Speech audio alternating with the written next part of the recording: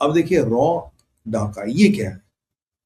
हमारे रॉ के chief mister Jain Dhaka में, ये मीडिया में ओपन फोरम है, मैं कोई ऐसी इंफॉर्मेशन नहीं बता रहा आपको जो मैं यहाँ भारत विचार पे एक्सक्लूसिव बता रहा हूँ, ये है वो नहीं। I will never our diverge information जो ओपन बोर्ड में, खासकर हमारे देश को लेकर। तो भाई साहब वो ढाका गए हैं। आप जानते हैं कि ढाका में जो हमारे एम्बेसडर साहब है उनको मिनिस्टर का रैंक दिया गया। अभी ढाका में थोड़ी परिस्थिति मुश्किल है, क्योंकि शेख हसीना जी ने जो पीछे स्टेटमेंट दिए, जो उनके बेटे ने स्टेटमेंट दिए, तो भारत की सरकार ने कहा ये इनका व्यक्तिगत स्टेटमेंट है, हमारा उससे कोई लेना नहीं, we distance ourselves from that, but statement is a statement. वो कह रहे हैं आप शेख हसीना को एक्स्ट्राडाइट कर दो। हमने कहा भाई हम एक्स्ट्राडाइट नहीं। तो वहाँ हमारे जो एम्बेसडर साहब हैं मिनिस्टर के लेवल के हैं, तो वो एंगेज कर रहे हैं। वो रहमान से भी मिले थे। यहाँ से रहमान की थोड़ी चाइना से दोस्तियां बढ़ रही है, और यहाँ रहमान की डिपेंडेंस इंडिया पे है। रहमान किलसा हुआ शेख हसीना को लेके, और वहाँ जमाती इस चक्कर में कि रहमान की विकेट को, और इंडिया के लिए रहमान इज बेस्ट ऑप्शन है शेख हसीना या जॉय। उसके बाद रहमान जमात इस्लामी से शुरू होना पड़ता है। यहाँ जमात इस्लामी और उसका कार्ड थोड़ा एक्टिवेट हो रहा है। वक्रुल जमान ने दाढ़ी उगा ली है, मौलाना बन रहा है। और जो बांग्लादेश की सेना का युद्ध वाक होता था जय बंगाल, अब वो हो गया नाले तकबीर अल्लाह अकबर। तो मैं आपको ये छोटी छोटी चीजें बता। अब हमारे रॉ के वहाँ चीफ क्या कर रहे हैं, मिस्री साहब पीछे हुए थे, तो भाई वहाँ के अपने काउंटर पार्ट से मिले होंगे, उनको बोलूंगा देखो जी हमें पता आप यहाँ क्या कर रहे हो, जरा चुपचाप रहिए, वरना भारत के पास विकल्प है। 6,000 चीजें भारत से जाती है, बिजली भारत से जाती है। बिजली पानी आपका चाइना या आपका तैयब अर्दोगन नहीं बेच सकता। और एक और प्रोजेक्ट है जो मुझे डर लग रहा है, वो ये है, आपको याद होगा ग्रेटर बांग्लादेश का प्रोजेक्ट, जो शौमत्रो खान भाजपा के एमपी है, उन्होंने पार्लियामेंट में कहा था मालदा मुर्शिदाबाद 24 नॉर्थ परगना इसको लेके ग्रेटर बांग्लादेश बना। आपको याद होगा मैंने बात भी की थी शायद।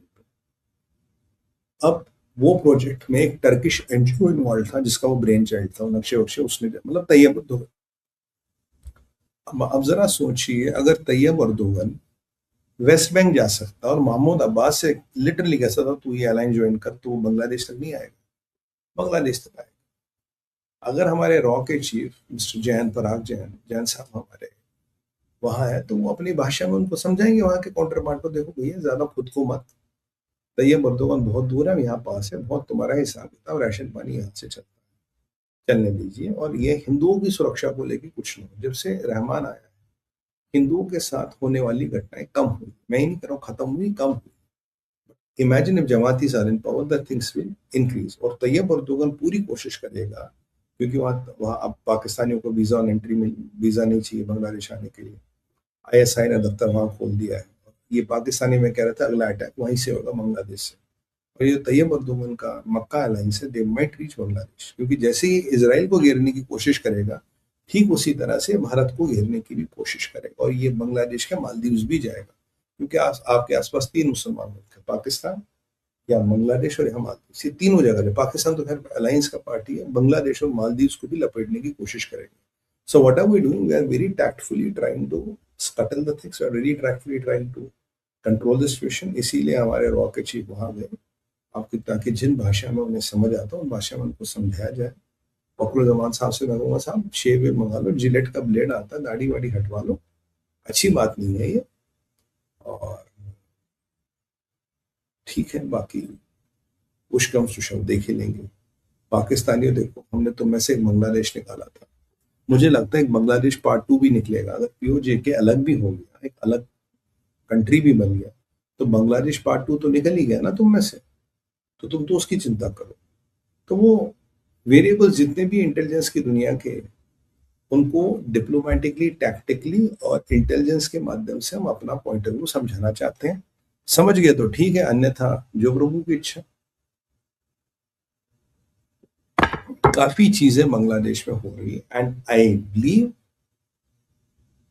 Rahman has been already approach by Fidan Hakan as on date for Dhaka, ये मक्का एक्ट। देखिए क्या होता है। So things are a bit dicey.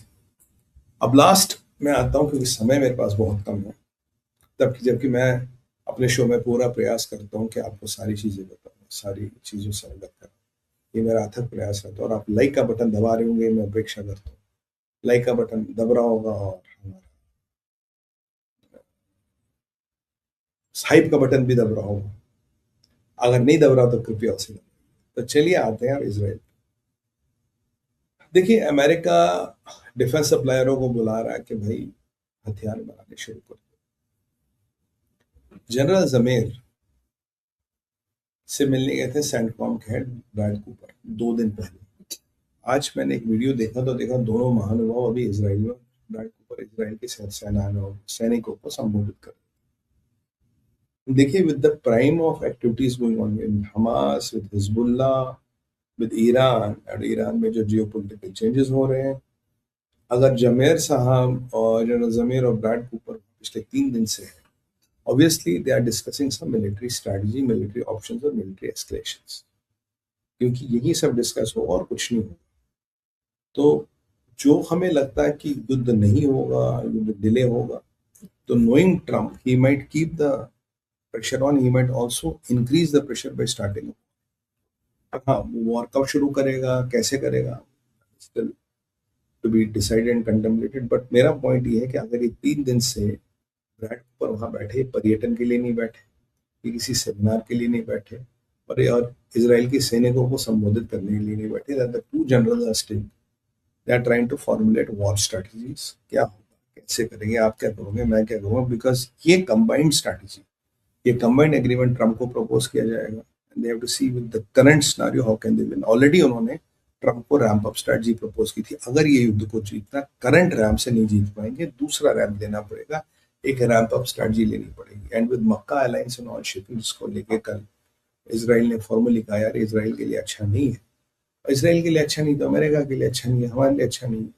तो अब आगे हम क्या करें, हम आगे चीज़ों को कैसे चलाएं, कैसे मैनेज करो और कैसे इन चेंजिंग जियो पोलिटिकल सिचुएशन से निपटे। देखिए, अभी कतर और ईरान इस अलायंस में नहीं, इजिप्ट का आने से थोड़ा इक्वेशन बदलेगा, बट अगर ईरान आएगा तो इक्वेशन काफी बदल जाएगी। So how do we handle that, and then how do we protect Israel, और and how do we protect middle east, क्योंकि इसराइल को ज्यादा छेड़ेंगे तो मिडिल ईस्ट ही नहीं रहेगा। तो बड़ी विचित्र परिस्थितियां हैं जिसमें बातचीत हो रही होगी, विवेचना हो रही होगी, और अगर ये 2-3 दिन से बैठे तो युद्ध और युद्ध की परिस्थितियों पे ही बात हो रही होगी। तो यानी कि युद्ध की संभावना, ramp up war, ramp up लड़ाई की संभावना खत्म नहीं हुई है। वो संभावना अभी भी is very important, is pretty much there and can be used any time now. ये मैं आपको बताना चाहता हूँ।